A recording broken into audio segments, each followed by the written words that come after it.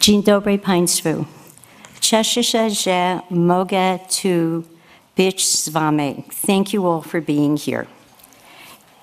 It's truly a pleasure for me to be here this morning. And the Jewish Foundation for the Righteous, which I will probably say JFR from now on, is very pleased to co-sponsor this very important seminar conference.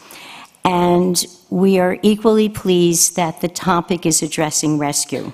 As I mentioned yesterday, the Jewish Foundation for the Righteous supports men and women not of the Jewish faith, righteous Gentiles, right now in 20 countries. At our height, we were supporting 1,850 men and women living in 34 countries. And I have been with the foundation for 26 years.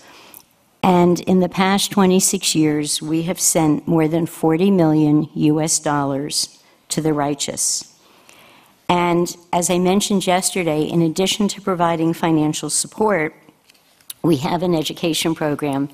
And it's been really fun for me to reconnect with many of our teachers that have come to our program in New York through the Embassy of the United States. And Beata is here, and I want to thank her for her help over all the years. Beata, stand.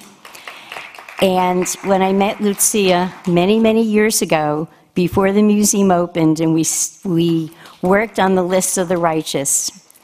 And the teachers now, it's a joint program with the United States Embassy in POLIN. So before I begin, we have some righteous with us, and I am trying really hard not to massacre the name, but I would like Irena Senderska-Jansa to stand. She is a righteous Gentile. Irena, proszę pani. She is with the Polish Society of the Righteous. Is there anybody else here? Any of the other righteous here? They will probably be here later. I have been asked by Kasia to speak about how teachers in the United States teach to rescue. And I prepared a PowerPoint, which Kasia was so kind to translate into Polish. So, is this on? Can you hear? No. I don't want to, if I touch it, I'll break it. Okay, don't worry about it.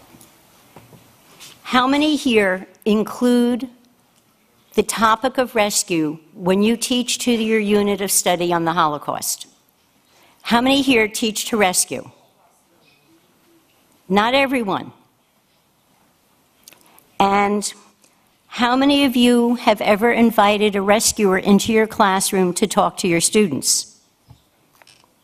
How many of you have never met a righteous Gentile? Okay, so some of you, most of you have. So it's about 50-50 as to how many of you all, your teachers, your master educators, include rescue in your unit of study. Very few of you have asked a righteous into your classroom to meet with your students. And a few of you have never met a righteous Gentile. So during the break, you can meet Irena, I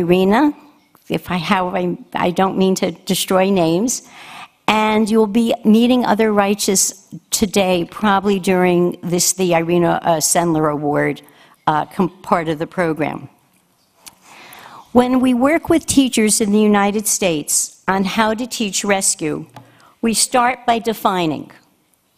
You need to know what you're talking about.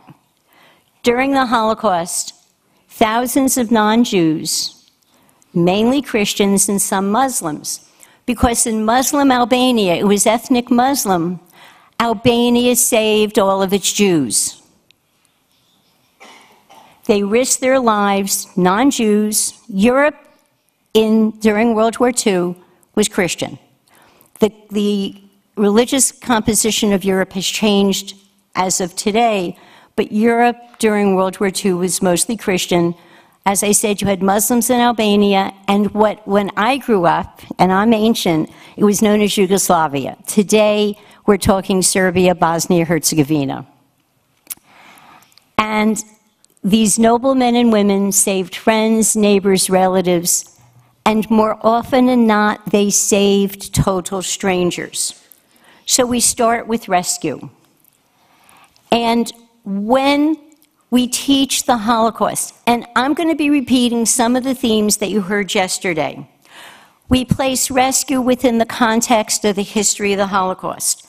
This is absolutely important. If people go out of my presentation and only teach to rescue, I have failed. You cannot just teach to rescue. Rescuers were the precious few. You must place rescue within the historiography of the Holocaust. We also explain rescue. You all live where we have authentic sites. Germans built camps on Polish soil. I am in America. The last time America was invaded was in 1812 during when people came down from Canada. Okay? So we do not have authentic sites. You have authentic sites. You know your country's history. Our history with World War II was we were an Allied force. And the American servicemen and women came to Europe and fought with the other Allied nations. So we put rescue within the historical context, and we talk about who were the rescuers, why did they do what they did, what were the motivations, what did they do, what were the limiting factors. When I teach about rescue, I focus in on Poland, because Poland provides a very good glimpse of the Holocaust in general. As I mentioned, you had major camps that the Germans built on Polish soil. And, as has been mentioned repeatedly yesterday, more men and women from Poland have been recognized than any other country. And it was said yesterday, and I don't necessarily agree with this comment, that Poland had the longest time to save Jews. No, Germany did. And after Germany, it was Austria, because you had the Anschluss in 1938. They had the longest time to help a Jewish person. Then, with the war breaking out on September 1, 1939, you have Poland, and then very quickly the other countries in Western Europe. So I focus on Poland. But what you need to know is that rescue took place in every country that was occupied by the Germans and their collaborators. So if you include a unit of rescue, or a unit on rescue, in your Holocaust component, you may also want to consider talking about rescue in other countries, because rescue occurred, whether it was Denmark or Bulgaria or France, rescue occurred. It is said that the Jews of Europe and Eastern Europe had choiceless choices. After Germany invaded Poland, and you talk to Jewish survivors, and the survivors, like our beloved rescuers, are passing on. They're in their late 80s and 90s, and our oldest living rescuer is here in Warsaw. Her name is Christina Danko. She's 101. She will be 102 in February. Very few Jews gave serious thought to survival outside of the ghetto. And they thought no matter how bad things were, it wasn't going to get much worse. And if you talk to survivors who have now passed on, but who lived through World War I, they said, you know, I remember the Germans. They were not that bad. Little did they know.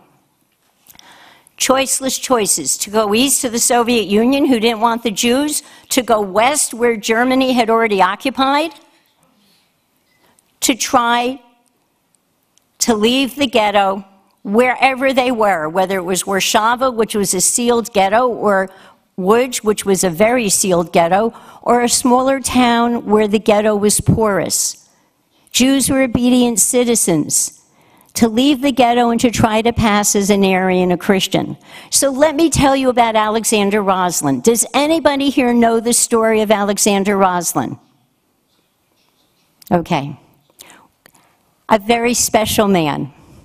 It's March 1943, and for those of you, and I know you are all master teachers here, we're nearing the end of the Warsaw Ghetto. There are less than 50,000 Jews left in the Warsaw Ghetto. Aunt Hannah takes off her armband, gets out through the sewers, and goes to the apartment of a pre-war a gentleman who worked for the family before the war. She finds out that he's been arrested by the Germans for being a black marketeer. She's sitting on the steps, and she's very, very upset. And she has been caring for her 3 nephews, David, Jacob, and Shalom Gutgeld. Their mother died of starvation in ghetto, and their father had left Poland in August of 1939, trying to find a way out for the family, because the winds of war in August of 39 were already blowing, and he was caught in the Soviet Union. Hannah's sitting on the steps, and Alexander Roslin is coming back to, he lives in this building, and he says, "What's the matter?" And she says, "I'm a Jewess, and I'm trying to find a way out of the ghetto for my 3 nephews. And without asking his wife, and he had 2 children, and they lived in a 2-room apartment. And he said, "We will take them." And he goes and talks to his wife, Mela. And she says, "We have children. We will be killed. How could you do this?" And Alexander says, and I met Alexander before he died, he said, "What did these little babies do to deserve to be killed?" So they smuggle the 3 little boys out, David, Jacob, and Shalom Gutgeld. And he says to Hannah, "You come too." And she says to him, "You know, the festival holiday of Passover is coming. It's April 19th, 1943. I have so few friends left in ghetto. Let me stay in ghetto, and I will come after." She had a way out of ghetto. She had somebody who would take her in. But you know your history. You live here. The final liquidation of the Warsaw Ghetto occurred on April 19th, 1943. Passover was beginning that night. Aunt Hannah was never heard from again. We believe she was taken to Birkenau. So let me finish the story about the 3 young boys. Alexander's son and Shalom, the little one, he was 5 years old, both got scarlet fever. Alexander's son, being a Polish Catholic boy, can go to the hospital. And he would save half of his medicine every day to give to his parents, to give to Shalom. Alexander's son lived, Shalom died. So here is Alexander Roslin in the middle of Warsaw. What does he do with the dead Jewish boy who should not be existing, at least on the Aryan side?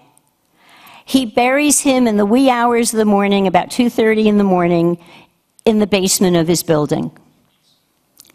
He keeps David and Jacob, and you have the uprising of August of 1944. What is he going to do? As you know, and I have to teach American teachers that there was not only a Warsaw Ghetto uprising, but there was the uprising, which I will then say was the Christian uprising of August 1, 1944, and that was squashed, and the entire civilian population of Warsaw was marched out. And here's Alexander with 2 little Jewish boys. And as I say to teachers in America, you never, ever, ever judge a book by its cover. But these boys, as was mentioned yesterday, had a Semitic look.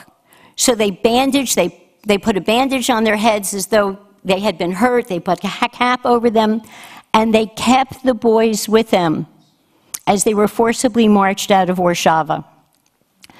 They survived the war. Alexander's son was in the resistance, and he was killed by a German sniper.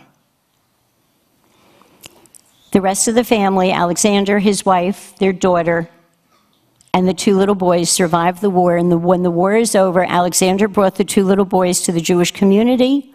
They were reunited with their father. They went to what was then Palestine, now the state of Israel. One of the boys became a neurophysicist at Weizmann, which is a very prestigious university in Israel, and the other is a mathematician. They're both retired now at Tel Aviv University. Alexander Roslin and his wife came to America, and they settled in Clearwater, Florida, and that's where I met Alexander. I never met his wife. His wife died on July 4th, which is America's Independence Day, 1996. They are both buried in Bialystok.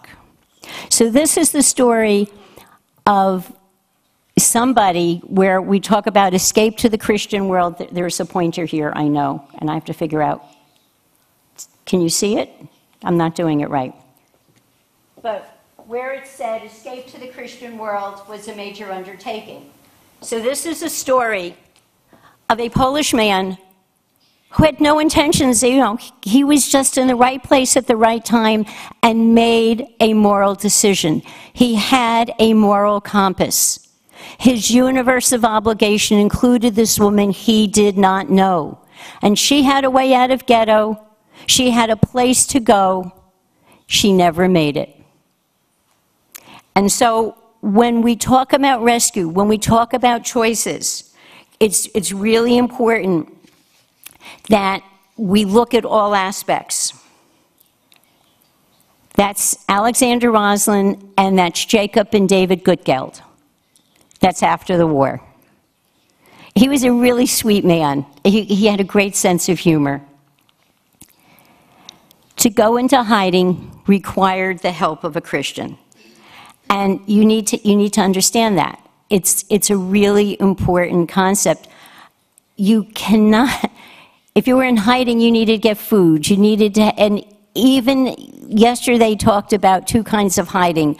Above ground, trying to pass as a Christian, or below. Regardless, you needed the help of a Christian, because if you're trying to pass as a non-Jew, someone had to get you false documents. Someone had to get you a Ken card. You had to get ration coupons. You had to have a place to stay that you felt secure in. But what was most important was the concept of collective responsibility. The Germans, and notice I'm using the word German. There's a time when I teach in America, there's a time to use German, and there's a time to use Nazi. The Germans employed the concept of collective responsibility. And it remained it was an awesome reality, because all Christians knew, and I'm talking about Poland and Eastern Europe. If you were caught hiding a Jewish person or helping a Jewish person in any way whatsoever, you, your family, and the Jewish person or persons you were helping were killed. If you lived on a farm in Savina, and we had a rescuer who just passed away this year, Anna Kopek. She lived on a farm.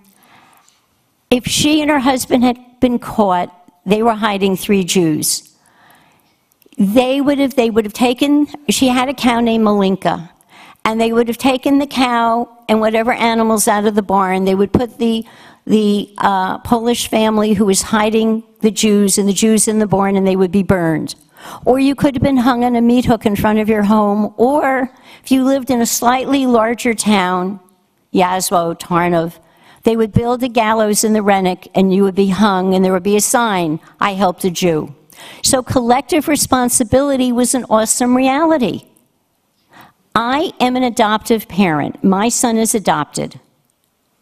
Would I risk my son's life for somebody I do not know? So there were moral dilemmas, which we will get to in a little bit. If you denounced a Christian who is hiding a Jewish person or helping a Jewish person, you might have gotten a kilo of sugar, a liter of vodka, or perhaps a pair of boots. That was what the life of a Jewish person was worth. And so you need to understand that, and I believe most of you do, because this is your country and you know your history. To hide a Jewish person in Poland and Eastern Europe was a matter of life and death. It was not the same in Western Europe. So I did not ask at the beginning, does anybody here teach to Anna Frank? Okay, few hands. When I ask American teachers, most of them teach to Anna Frank. And we in America have Americanized it. We give it a happy ending. They take the quote from her diary, "I believe with a perfect heart that the world is good." If you think dying in Auschwitz is a good thing, or dying of typhus with her sister in Bergen-Belsen weeks before the British liberate. And so I try to teach my teachers in America that this is not a good thing. But the other thing I ask, so I will ask here, and I know Kuba probably knows the answer, can anybody here name the 4 Christians who hid Anna Frank and the others in that annex from July of 1942 to August of 1944. 4 Christians. Can anybody? For those of you who teach to Anna Frank, you all have homework. Everybody knows Miep Gies. She died at 100 in January in Amsterdam about 4 years ago. But there were 3 others. But nothing happened to them for all intents and purposes. So the punishment in Western Europe was very different than the punishment in Eastern Europe. If a Jewish person survived the Holocaust, was not in a ghetto, a concentration camp, or in the woods with partisans, that person received help from a Christian or in Albania, a Muslim. Whether it was food, papers, shelter, transportation, or not being denounced. As insignificant as an act might seem, and this is important for your students, they'll go, oh, well, that person only hid the person for 3 days. Those 3 days could have been vital. The Gestapo could have been coming by. There could have been a raid, and that person would have been picked up. So as insignificant as an act might be, the absence of that act could prove to be fatal. So let's look at how rescue activities began. Yesterday, somebody said at the panel discussion, you need to be asked. In most instances, it was the Jewish person who asked for help. You had rescue networks, you had Shagoda, you had a rescue network, you had a number of rescue networks. But for the most part, rescue was individual. And in many instances, I don't necessarily agree with the comment that was made yesterday that rescuers were involved in the resistance. I have read, over the years, we funded 2,500 noble men and women from 34 countries. I've read the testimony that's prepared by the Jewish Holocaust survivor, and the rescuer, Yad Vashem, also reaches out to the rescuer. Remember, we're going back to the 70s. And when Yad Vashem, the mid to late 60s is when they started enabling that part of the legislation that established Yad Vashem in 1953. Stephen Smith was right when he said Yad Vashem was established in 1953, and part of the enabling legislation was a part on rescue, on the righteous. But what he didn't say, and what you need to know, is Yad Vashem did not implement that part of the legislation until after the Eichmann trial in 1960. So if you go online and you go to Yad Vashem and you go to the country lists, you won't see rescuers recognized in the 50s. Irina Senlarova was first recognized in the 60s. And that was when Yad Vashem started recognizing rescuers. And they would go out to both the rescuer and the survivor, but the Jewish survivor is obligated to prepare notarized testimony. And you will see in reading the testimonies that I have read, it was a Jewish person who went and asked. They asked strangers, they asked friends, they asked classmates, they asked business acquaintances. More often than not, the answer was no, but then there was a shining light and the answer was yes, and the survivor was taken in. Help began gradually. In 1939, who knew how long the war is going to last?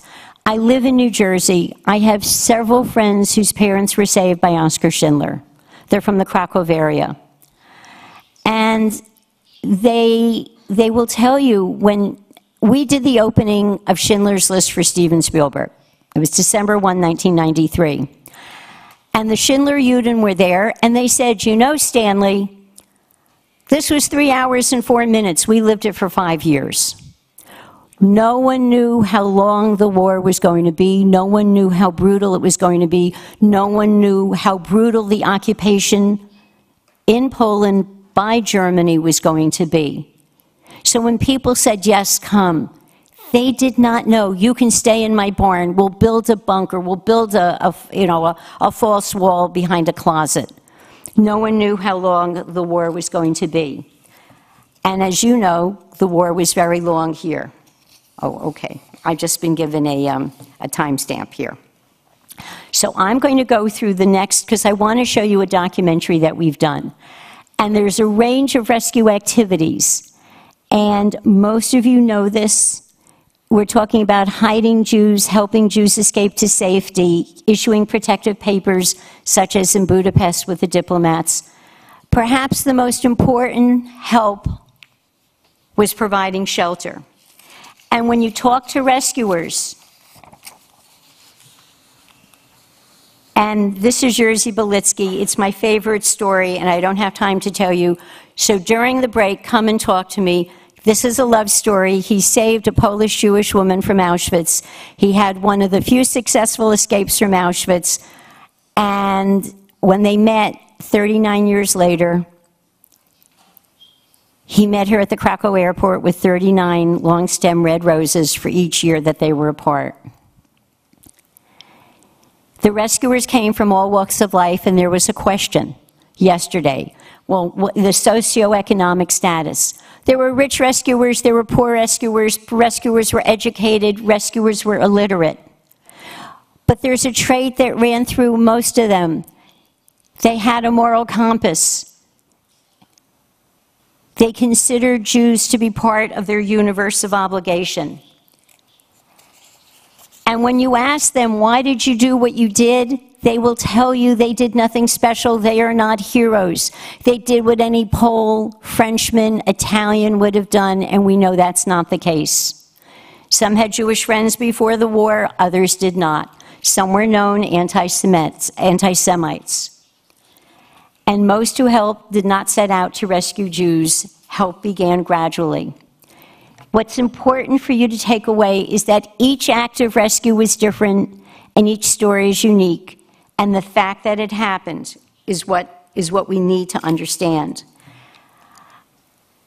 We need to know about, there's Alexander Roslin, Pastor André Trocmé, a Protestant pastor in South Central France.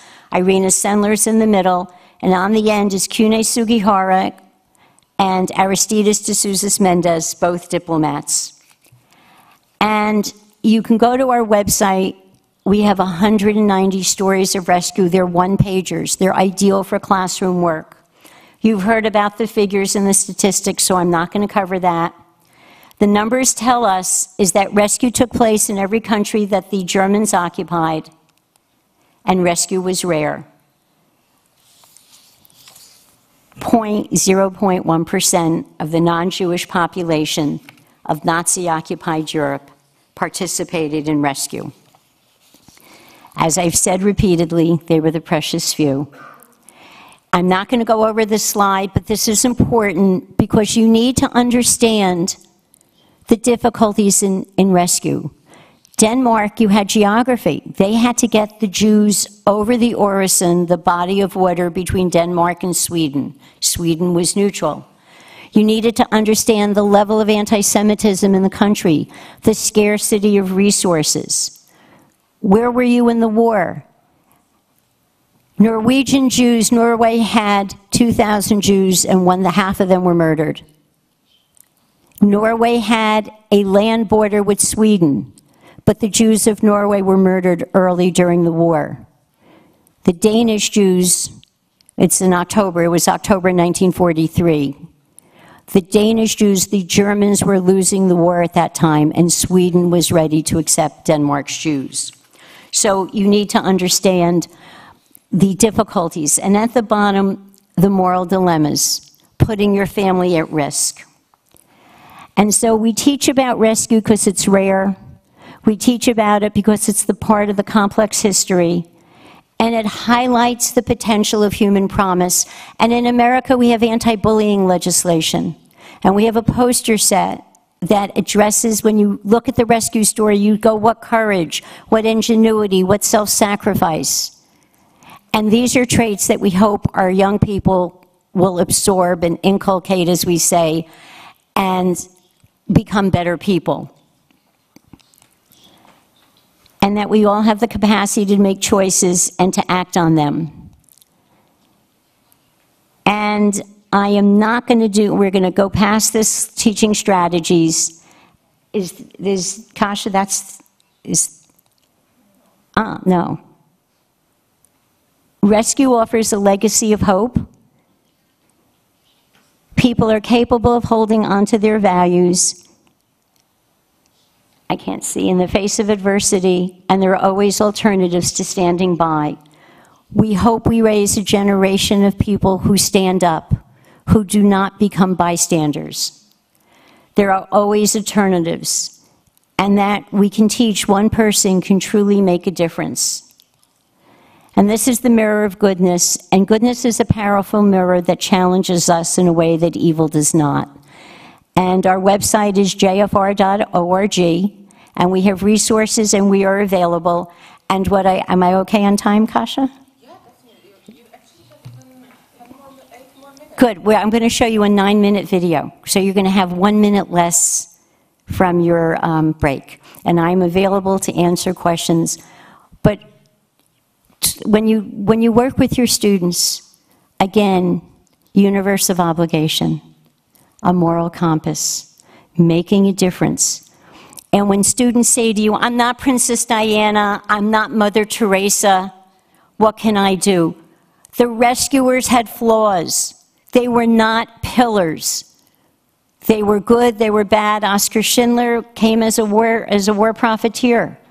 But at some point, something changed, and he saved 1,100 Jews. And I have 4 friends, 4 different families, whose parents were saved by Oskar Schindler. So people can make a difference, and rescuers are role models for today, and many of them, as Irina here, they are alive, and you should consider inviting rescuers into your classroom. I think it's really important. How do I do the... Every year, the Jewish Foundation for the Righteous reunites a Christian hero with a Jewish person they saved, and they have not seen each other since the end of the war. The documentaries are between 9 and 14 and a half minutes. They're ideal for a classroom period, especially those of you where your students speak English. Dziękuję bardzo, thank you. This documentary won 4 national awards in the United States. And for your students, you see a Polish hero, and he was a hero. They were poor. And you see a little bit about what happened to that part of Poland, which was occupied by the Russians, and how the town was plowed under after the end of the war. And Mr. Bonder's still alive. Mr. Fruta has passed on.